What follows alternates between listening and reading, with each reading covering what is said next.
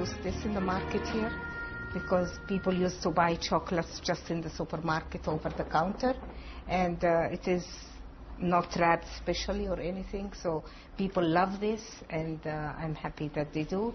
They come and buy for special occasions all the time. We were always able to buy chocolates in Libya, I mean, even during hard times, but this is a different line because it is mainly about the elegance of a present you are giving or the elegance of sharing a nice chocolate in special occasions. With things opening and improving, I think people tend to spoil themselves a little bit. The Haroun family run the only department store in the city. They started off with a stall in the old souk. This style of stores is very successful because Libyan people are changing by time, and especially youth people are changing, and they like modern things.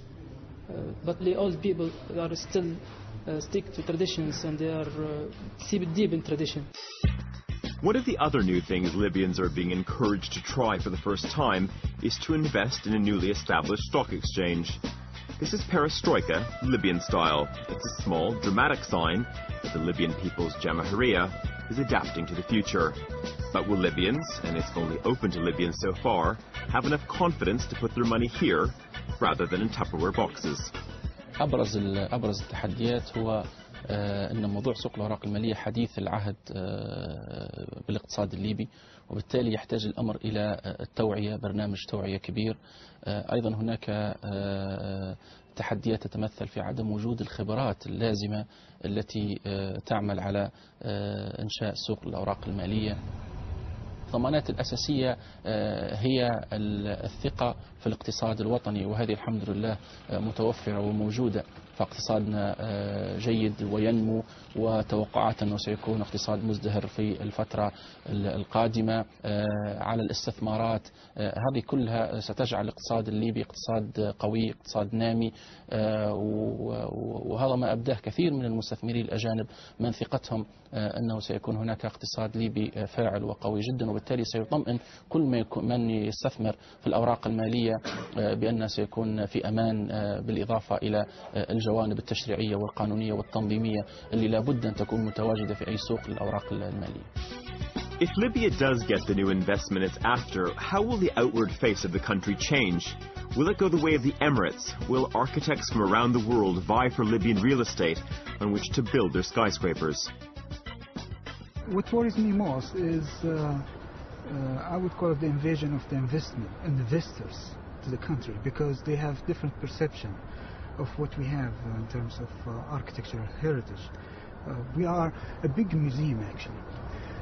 Dubai, I think, they have managed a new image for their cities, but frankly speaking, I was a bit shocked because of the boom of these skyscrapers. It does not happen in Frankfurt, it does not happen in London, it does not happen in Paris, and any other Western big cities.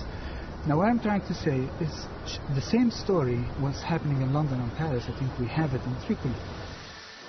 If many of this country's classical wonders have been forgotten, it's perhaps truer to say that this nation's modernist masterpieces are pretty much undiscovered. For lovers of architectural modernism, Tripoli could be the next Brasilia.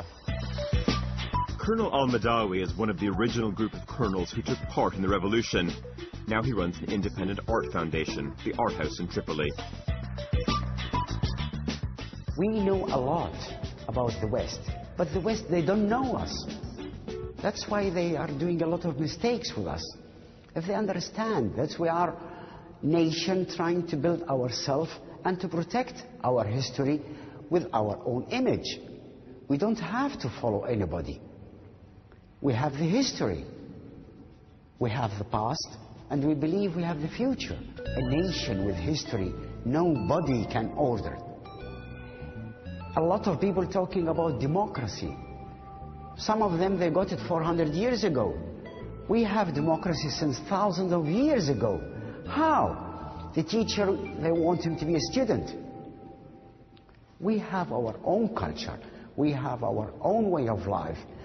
We need the people to understand us, understand our culture.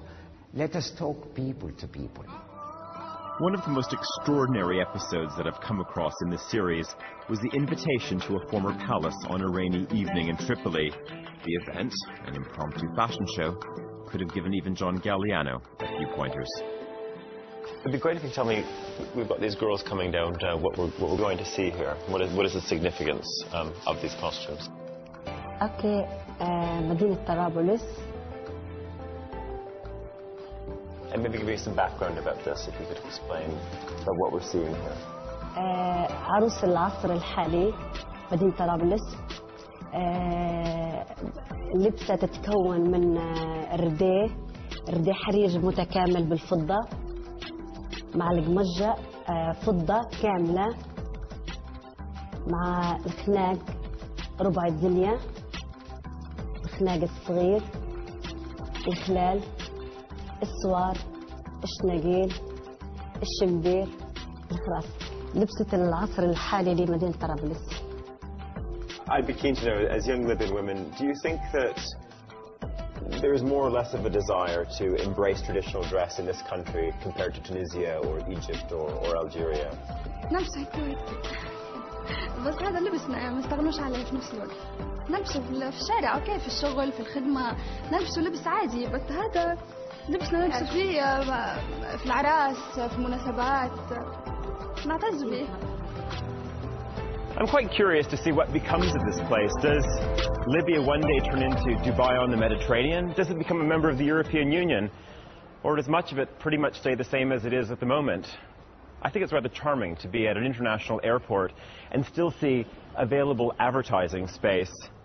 If Libya does reposition itself, perhaps it should be the world's most under-branded nation. We are traders by nature. Left to trade, probably we can do a lot, but in a very conservative and smooth growing way, no explosions expected. This country is living on a sea of oil and gas. It has huge wealth under the soil. As the world's as the oil economy starts to stutter because oil becomes less and less economical to transport and to process, this country's got gas. Now, as the 70, 80, $100 billion a year of revenues from fossil fuels come into this country, well, of course it's going to pervade society. Of course the investment's going to be there. And in my view, I'll be able to come back to this place in 20 years and see another Dubai. I don't see any reason why not. Well, I've got the T-shirt, I've got the pin, and now I'm off to the States. Sanctions might have been lifted, but there's still no direct flights to the United States. Wish me luck with U.S. immigration.